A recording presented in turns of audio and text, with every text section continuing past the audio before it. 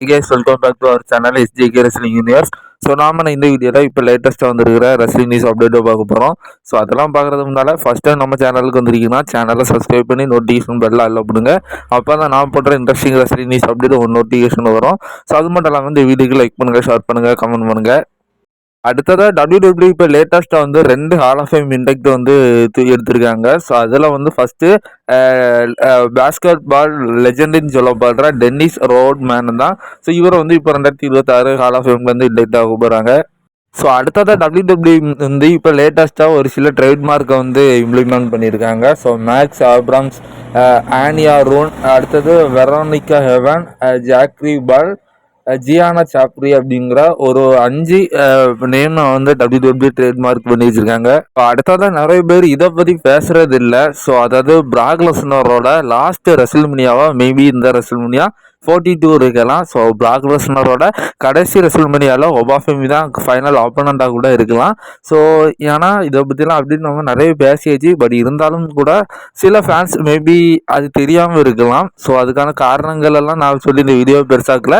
So நம்ம summer ஸ்லம்மில் வந்து maybe highly வந்து பாசிபிள் இருக்குது.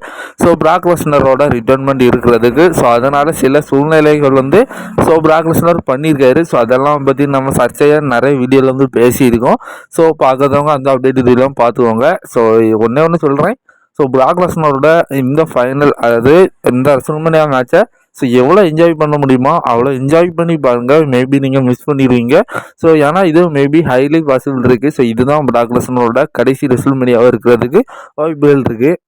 அடுத்ததாக இது எந்த அளவுக்கு உண்மைன்னு தெரில. ஸோ நம்ம இந்தியாவோட கிரேட் காலி வந்து இப்போ ஒரு இன்ட்ரெஸ்டில் இருக்காராம். ஸோ WWE திரும்பவும் வந்து ரிட்டர்ன் வர்றதுக்கு விருப்பப்படுறாராம். ஸோ அதுவும் ரெசில் பண்ணுறதுக்கே அவர் ஆசைப்படுறாராம். ஸோ குறிப்பாக பிராக் லெஸ்னர் ராக்கெல்லாம் வந்து அவர் ஃபேஸ் பண்ணுறதுக்கு இன்ட்ரெஸ்ட் காட்டுறாரு அப்படிங்கிற மாதிரி சொல்லப்படுது.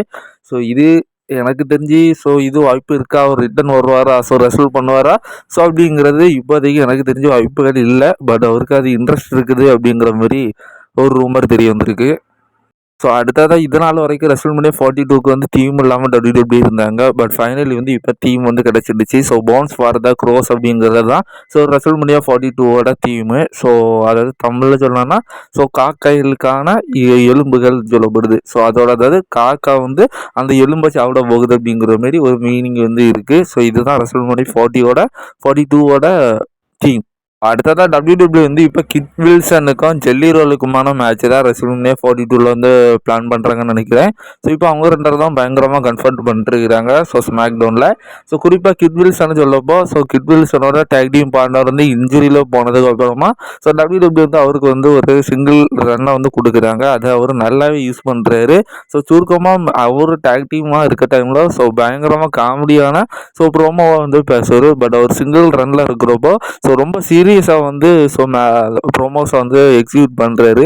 ஸோ கொஞ்சம் நல்லா இருக்குதுன்னு சொல்லலாம். ஸோ அவங்கவுங்களுக்கு என்னென்ன திறமை இருக்குதுன்னு சொல்லி ஸோ அவங்கள தனியாகவும் விட்டு பார்க்கணும், ஸோ டேக் டீம்லையும் விட்டு பார்க்கணும். ஸோ ரெண்டில் எது சிறந்ததாக இருக்குதோ ஸோ அவங்கள அதில் புஷ் பண்ணாங்கன்னா நமக்கு என்டர்டெயின் பார்க்குறதுக்கு நல்லா இருக்கும். ஸோ அடுத்ததாக கரண்ட்லி WWE ராஸ்டர்ஸில் வந்து ஸோ யங்கஸ்ட் சாம்பியனாகவும் ஸோ ஓல்டஸ்ட் சாம்பியனாகவும் நம்ம லாஸ்ட் லெஜெண்டும் R-Truth இருக்கிறாங்க. ஸோ யங் சாம்பியனாக வந்து ஸோ நம்ம லாஸ்ட் லெஜெண்ட் இருக்கிறாங்க. ஸோ அவங்க வந்து 28 வயசு.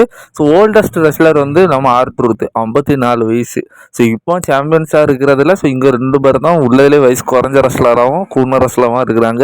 ஸோ இதில் குறிப்பாக R-Truthக்கு வயசு காணிக்கவே இல்லை. ஸோ நான் வந்து அதாவது நான் பிறக்கிறதுக்கு முன்னால் இருந்தே அவர் WWE ஒர்க் பண்ணுறாரு. ஸோ ஆனால் அதுக்கு பழைய மேட்சை பார்த்தா கூட ஸோ அப்போத்தில் இருந்த R-Truthக்கும் இப்போ இருக்கிற R-Truthக்கும் வித்தியாசமே கிடையாது. கிட்டத்தட்ட அவருக்கு 54 வயசு. ஸோ ரெஸ்லிங்கும் சூப்பராக பண்ணுறாரு. பட் அவரை மார்க் ஹென்றி ஒரு விஷயத்த சொல்லியிருக்காரு. ஸோ அதாவது அவர் என்ன சொல்லாருன்னா ஸோ WWE ஜான்சனை தான் அதிக தடவை வேர்ல்டு சாம்பியனாக இருந்திருக்கான். ஸோ அந்த ரெக்கார்டை உடைக்கிற ஒரே தகுதியான ரெஸ்லர் வந்து ரேண்டி ஆர்டன் தான் அப்படிங்கிற மாதிரி சொல்லியிருக்காரு. அதாவது ஜான்சனோட ரெக்கார்டை உடைக்கிறதுக்கு இன்னொருத்தர் பிறந்தாலும் வந்து முடியாது. ஸோ அது வந்து ரேண்டி ஆர்டன் நினச்சாதான் ஸோ ஜான்சனோட ரெக்கார்டை உடைக்க முடியும் அப்படிங்கிற மாதிரி ஸோ மார்க் ஹென்றி வந்து சொல்கிறாரு. ஸோ அடுத்ததாக செத் ரொலின்ஸ் வந்து ரொம்ப ப்ரௌடாக வந்து ஃபீல் பண்ணுறாரு. ஸோ ரோமன் ரெயின்ஸ் சிஎம் பங்குக்கான world title match, world heavy championship match வந்து நைட் டூரில் நடக்கிறத பற்றி ஸோ அவர் ரொம்ப வந்து பெருமையாக வந்து பேசியிருக்காரு. ஸோ அவர் ரொம்ப பெருமைப்படுறாரு. ஸோ காரணம் என்னென்னா ஸோ அந்த டைட்டிலில் ஃபஸ்ட் டைம் வந்து ஜெயிச்சது நம்ம செத்து தான். ஸோ அது நைட் 2ஓட மெயின் ஈவெண்ட்டாக வந்து மேட்ச் பண்ணுறது. ஸோ அவர் ரொம்ப பெருமையாக வந்து ஃபீல் பண்ணுறாரு.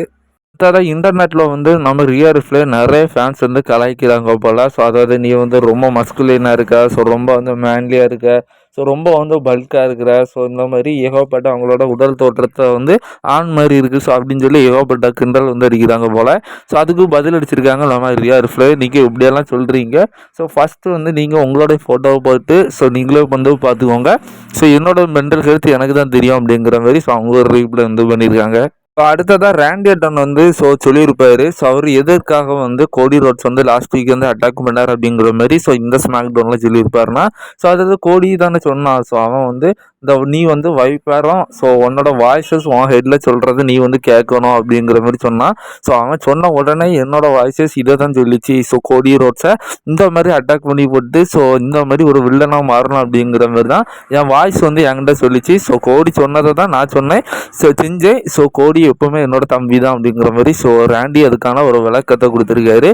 ஸோ குறிப்பாக ரேண்டி வந்து ஒரு சைக்காலஜி கேமாக தான் விளையாடிட்டு இருக்காரு. ஸோ அவருக்குள்ள இன்னொரு வாய்ஸ் இருக்குது, அது அந்த வைப்பரோட வாய்ஸு. ஸோ அந்த வைப்பர் அவர் காதில் சொல்லிட்டு இருக்கு.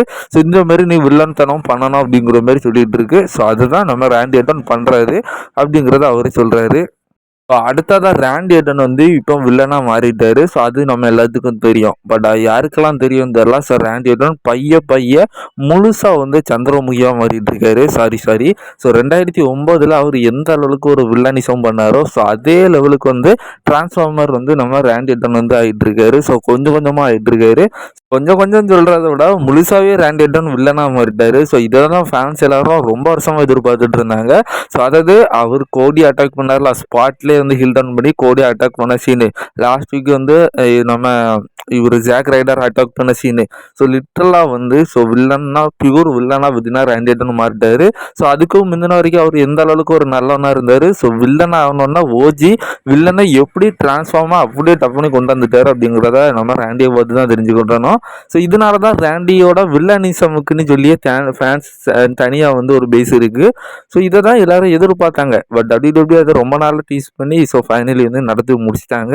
ஸோ அதுவும் WWE ஃபேன்ஸ் எல்லாரும் இப்போ 2009 ரேண்டி ஆர்டன் அந்த ஸ்டெஃப்னி மெக்மேனுக்கு கீஸ் கொடுத்த சீனு.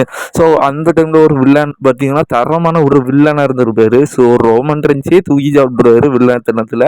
ஸோ அந்த மாதிரியான ஒரு வில்லத்தனத்தை வந்து ஃபேன்ஸ் எக்ஸ்பெக்ட் பண்ணுறாங்க. ஸோ அதை தான் இப்போ WWE கொஞ்சம் கொஞ்சமாக நமக்கு காமிச்சிட்டு இருக்கிறாங்க. ஸோ அவரோட வில்லத்தனத்தை ஸோ ஃபுல்லாக வந்து அவர் ஒரு பயங்கரமான ஒரு வில்லானிசத்தை ரெஸ்ல்மேனியா 42ல் ஸோ ரோமன் ரெயின்ஸ் இந்த நம்ம கோடி ரோட்ஸுக்கும் ரேண்டிக்குமான மேட்ச்சில் வந்து நம்ம எதிர்பார்க்கலாம். ஸோ அந்த மேட்ச் எந்த லெவலுக்கு ஹார்ட் கோராக இருக்கும் அப்படிங்கிறது நம்ம ஆல்ரெடி வந்து ஒரு வீடியோ போட்டிருக்கோம். ஸோ அதை பார்த்து தெரிஞ்சுக்கோங்க. இதுமாரி ஏஜல் கிராஸா வந்து ஒரு ட்வீட் பண்ணியிருக்காரு. ஸோ அதாவது எனக்கு தெரியும் சரி ரேண்டிக்கு அந்த வாய்ஸஸ் வந்து அவனோட ஹெட்டில் ஸோ சொல்கிறப்போ ஸோ அவனுக்கு எந்த அளவுக்கு அவன் ஒரு வீரியமான வில்லனாக இருப்பான்னு சொல்லி எனக்கு தெரியும். ஸோ நான் அந்த ரேண்டி வந்து பார்த்துருக்கேன். ஸோ யாரும் அவன் முன்னால் வந்து நிற்க முடியாது அப்படிங்கிற மாதிரி ஸோ ஏஞ்சல் கிராஸா வந்து சொல்லியிருக்காரு. ஸோ ஆஃப்கோர்ஸ் அது உண்மை தான். ஸோ 2020 அந்த டைமில் ஏஞ்சல் கிராஸ் ஆகியும் நம்ம ரேண்டிக்குமான அந்த ஸ்டோரி லைன் இருக்குல்ல. ஸோ அதை வச்சு தான் இவர் வந்து இந்த ஸ்டோரி வந்து மெருகேற்றி விட்டுருக்காரு. என்னதான் அந்த ஓஜி ரேண்டி ஓஜி வில்லன் ரிட்டர்ன் வந்துட்டான்னு ரொம்ப சந்தோஷப்பட்டாலும் ஸோ அவருக்கு யாரோ இன்ஸ்ட்ரக்ஷன் கொடுக்குறாங்க.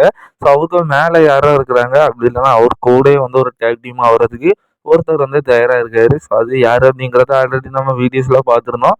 ஸோ இப்போ அது கொஞ்சம் வீடியோவும் பிடிச்சிருக்கு. மேபி ரெஸ்ல்மேனியா 42ல் மேபி என்னோட கருத்து ஒருவேளை ரேண்டி அந்த ஒரு கோடியை ஜெயிக்கிறாரு அப்படின்னா ஸோ WWE வந்து கோடியை அவ்வளோ ஈஸியாக தோக்க வைக்க மாட்டாங்க. ஒருவேளை யாருக்கிட்ட இப்போ நம்ம ரேண்டி ஆர்டன் பேசிக்கிட்டு இருக்காரோ அந்த ரெஸ்லர் வந்து ரெஸ்ல்மேனியா 42ல் ரிட்டர்ன் வந்து ஒருவேளை நம்ம ரேண்டி ஜெயிக்கிறதா இருந்ததுன்னா ஸோ அவரோட ஹெல்ப்பில் வந்து ரேண்டி ஜெயிக்கிறது மாதிரி WWE காணிக்கிறதுக்கு வாய்ப்புகள் இருக்குது.